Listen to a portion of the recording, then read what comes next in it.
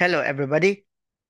Ngayon naman po ay pag-uusapan natin kung papaano kukumpletuhin ang step number 5 ng Online Compliance Monitoring Report. Ano po ba ang napapaloob sa step number 5 ng Online Compliance Monitoring Report? Ito po yung impact monitoring. At dyan po sa Online Compliance Monitoring Report System, ito po yung kaisa-isang step na mabilis lang gawin dahil isang ano lang po ito, item, summary of previous monitoring. Ngayon, meron tayo dito sa impact monitoring.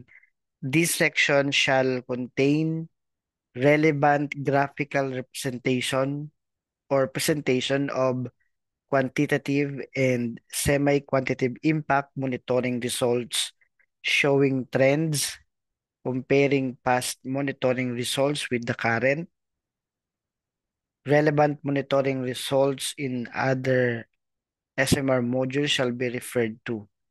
The latest monitoring findings and conclusion should be discussed in the text form. Qualitative impact monitoring results may be presented in text form or in terms of pictorial coverage if applicable. So dito po sa step number 5, pansinin nyo, meron tayong summary of previous monitoring at meron tayong findings or issues, recommendations, and then action plan. Matatandaan nyo lang naman yung ating mga project, lagi naman po itong may impact sa environment. Now, kung meron po tayong mga negative impact na nakita during the monitoring period, halimbawa January to June or July to December, kung meron pong impact, ito yung findings or issues, ilalagay po natin dito. Kung wala naman, at dapat naman talagang wala, kasi kaya nga meron tayong environmental management plan na halos negligible naman dapat ang impact. Kung meron po, ilalagay natin dito yung findings or issues, yung recommendations at yung action plan. Pero kung wala naman, mas mabuti po yun. But we need to provide the monitoring result in text form. So dito, so kung wala naman, like for example, pwede tayo maglagay dito ng there were no, palagay natin, there were no negative impacts recorded in the previous monitoring. Yan. Results of both effluent, kung tayo ay merong mga discharges, dapat yung result, wala dapat na exceedances. Kaya walang negative impact.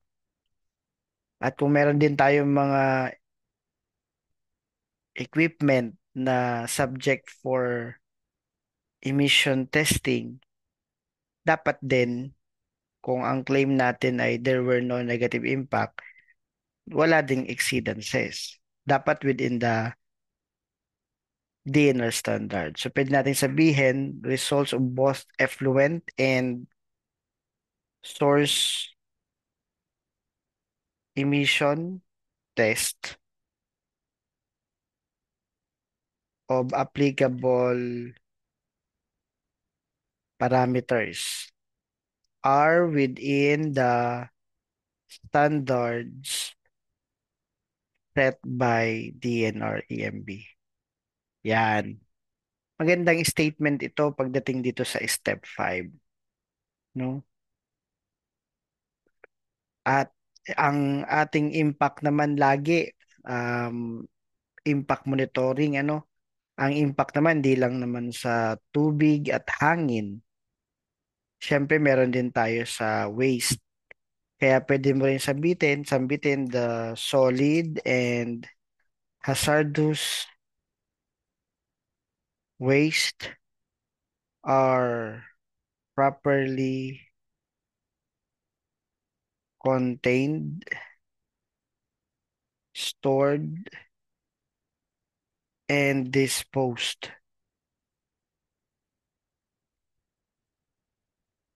in accordance with applicable rules and regulations. Pwede na po yan. Nakumpleto mo yung sa hangin, tubig, sa waste natin.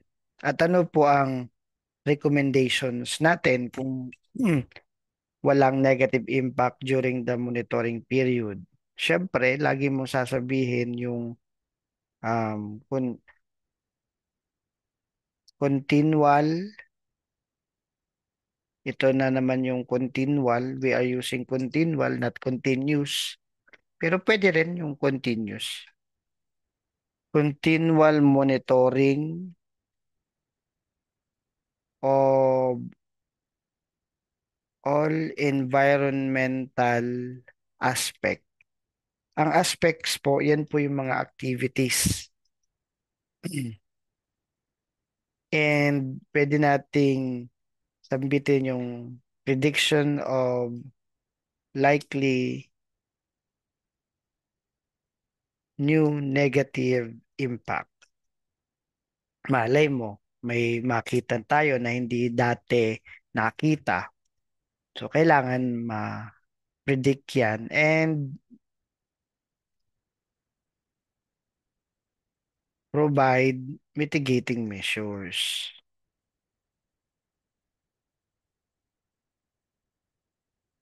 Okay, at ano naman yung iyong action plan?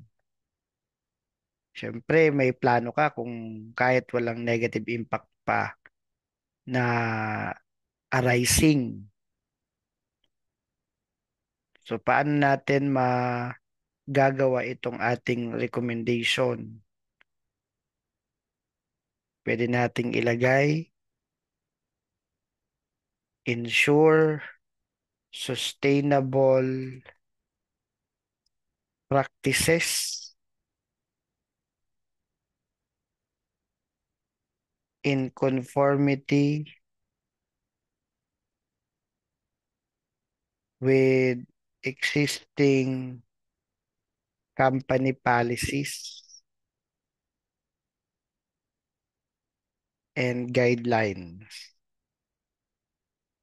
Pwede rin tayong makipag-coordinate with the stakeholders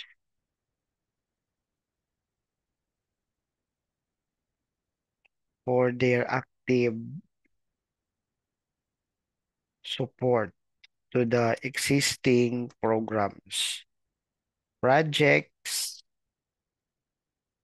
and activities for environmental protection. Yung implementation of environmental monitoring and commitments. Yeah.